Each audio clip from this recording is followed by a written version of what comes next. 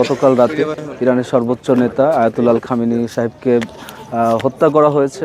এক দেশ থেকে আরেক দেশে বোমা ফেলে যে হত্যা করার যে নজির আমরা দেখছি, এটা অবশ্যই বিশ্ব মানবতার জন্য হুমকি এবং হচ্ছে প্রত্যেকটা রাষ্ট্রের সার্বভৌমত্বের জন্য হুমকি। এটা আসলে কোনোভাবেই হওয়া উচিত না। কিন্তু আমরা এর আগেও দেখেছি ভেনেজুয়েলার প্রেসিডেন্টকে তার রাষ্ট্র থেকে উঠিয়ে আনা হয়েছে। তো এই যে ভেনেজুয়েলা বলেন বা ইরানে বিভিন্ন সময় হামলা বলেন এবং সর্বশেষ আয়াতুল্লাহ আল খামেনি সাহেবকে হত্যা বলেন, এগুলো হচ্ছে একে তো ইরানের ওপর আঘাত এবং দ্বিতীয়ত এটাকে মুসলিম উম্মার ওপর আঘাত হিসাবে আমরা দেখি। টানা তৃতীয়বার অর্জন করেছে দেশের সেরা সুপার ব্র্যান্ড স্বীকৃতি বসুন্ধরা টিস্যু।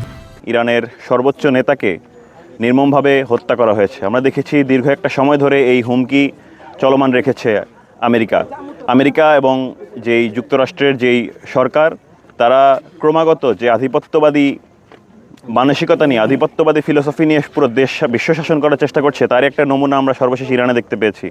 আমরা মনে করি এটি শুধুমাত্র একটি আধিপত্যবাদী চেতনা নয়, এটি একটি সাম্রাজ্যবাদী চেতনা, যে সাম্রাজ্যবাদী চেতনায় কোনো প্রকার যেই মানুষের প্রতি মায়া দরদ, সে মায়া দরদের স্থান নেই। তাদের মধ্যে শুধুমাত্র ভোগবাদী মানসিকতা আছে, তাদের মধ্যে কোনো প্রকার এথিক্স, কোনো প্রকার ন্যূনতম যেই নৈতিকতা, সেই নৈতিকতা বিবর্জিত একটি ফিলোসফি, যে ফিলোসফি সমগ্র বিশ্বকে ক্ষতিগ্রস্ত করছে।